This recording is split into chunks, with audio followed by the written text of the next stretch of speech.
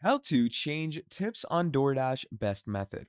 In this video, we're going to be quickly talking about tips and how you're going to be changing these on your DoorDash in the easiest way. So let's say we have this, McDonald's over here, right? So I want to order something from McDonald's. Let's go with sausage and egg McMuffin.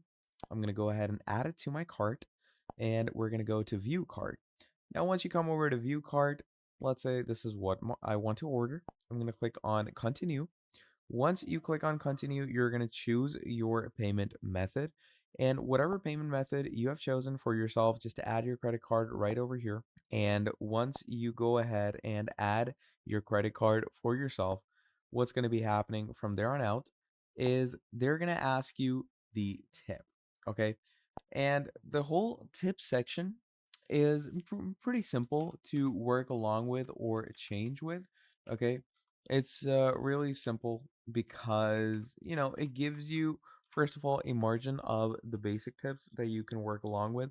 And then you can add a tip that you want to change as well by going on the other sections. Okay. So currently, I can't show you how it looks like because I don't have a payment method added, but this is generally what it's going to be looking like.